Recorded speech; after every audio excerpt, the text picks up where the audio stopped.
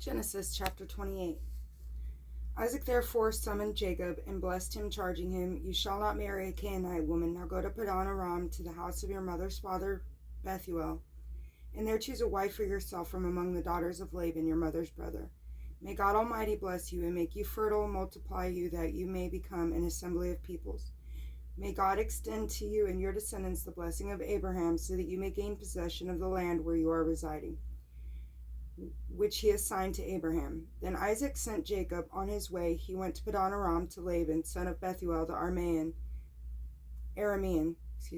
and brother of Rebekah, the mother of Jacob and Esau. Esau noted that Isaac had blessed Jacob when he sent him to Padan Aram to get himself a wife there, and that as he gave him his blessing, he charged him, You shall not marry a Canaanite woman, and that Jacob had obeyed his father and mother and gone to Padan Aram. Esau realized how displeasing the Canaanite women were to his father Isaac. So Esau went to Ishmael, and in addition to the wives he had, married Mahalath, the daughter of Abraham's son Ishmael and sister of Nebaioth. Jacob's dream at Bethel. Jacob departed from Beersheba and proceeded toward Haran. When he came unto a certain place, he stopped there for the night, since the sun had already set. Taking one of the stones at the place, he put it under his head and lay down in that place.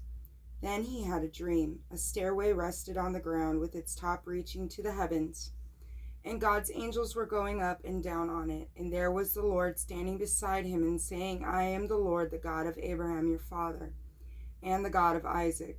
The land on which you are lying I will give to you and your descendants. Your descendants will be like the dust of the earth, and through them you will spread to the west and the east, to the north and the south.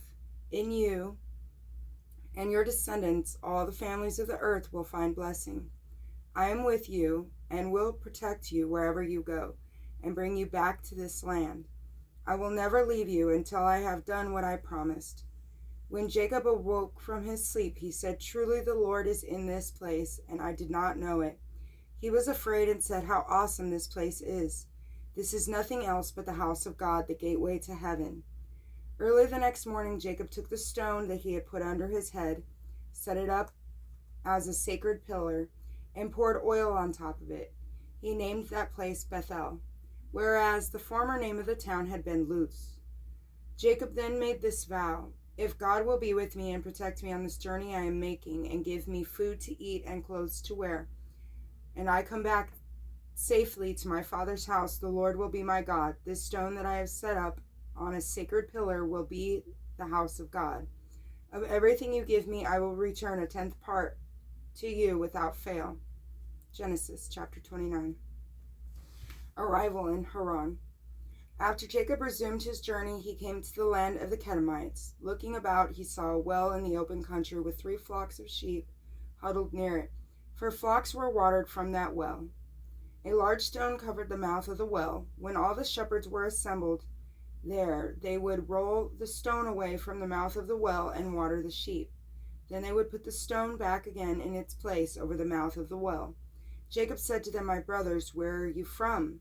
We are from Haran, they replied. Then he asked them, Do you know Laban, son of Nahor? We do, they answered. He inquired further, Is he well? He is, they answered. And here comes his daughter Rachel with the sheep. Then he said, There is still much daylight left. It is hardly the time to bring the animals home, water the sheep, and then continue pasturing them. They replied, We cannot until all the shepherds are here to roll the stone away from the mouth of the well. Then can we water the flocks? While he was still talking with them, Rachel arrived with her father's sheep, for she was the one who tended them. As soon as Jacob saw Rachel, the daughter of his mother's brother Laban, and the sheep of Laban, he went up, rolled the stone away from the mouth of the well, and watered Laban's sheep.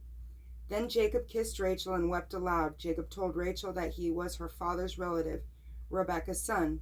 So she ran to tell her father. When Laban heard the news after Jacob, his sister's son, he ran to meet him. After embracing and kissing him, he brought him to his house. Jacob then repeated to Laban all these things, and Laban said to him, You are indeed my bone and my flesh. Marriage to Leah and Rachel. After Jacob had stayed with him a full month, Laban said to him, Should you serve me for nothing just because you are a relative of mine? Tell me what your wages should be." Now Laban had 2 daughters. The older was called Leah, the younger Rachel. Leah had dull eyes, but Rachel was shapely and beautiful. Because Jacob loved Rachel, he answered, "I will serve you 7 years for your younger daughter Rachel." Laban replied, "It is better to give her to you than to another man. Stay with me." So Jacob served 7 years for Rachel, yet they seemed to him like a few days because of his love for her. Then Jacob said to Laban, "Give me my wife, that I may consummate my marriage with her, for my term is now completed." So Laban invited all the local inhabitants and gave a banquet. At nightfall he took his daughter Leah and brought her to Jacob, and he consummated the marriage with her. Laban assigned his maidservant Zilpah to his daughter Leah as her maidservant. In the morning there was Leah, so Jacob said to Laban, "How could you do this to me? Was it not for Rachel that I served you? Why did you deceive me?" Laban replied, "It is not the custom in our country to give the younger daughter before the firstborn. Finish the bridal week for this one, and then the other will also be given to you in return for another 7 years of service with me." Jacob did so. He finished the bridal week for the one, and then Laban gave him his daughter Rachel as a wife. Laban assigned his maidservant Bilhah to his daughter Rachel as her maidservant.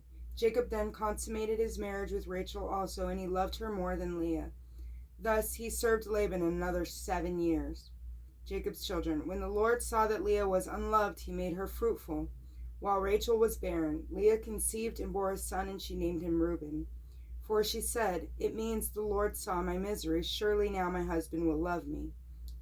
She conceived again and bore a son, and said, "It means the Lord heard that I was unloved, and therefore he was given me this one also." So she named him Simeon.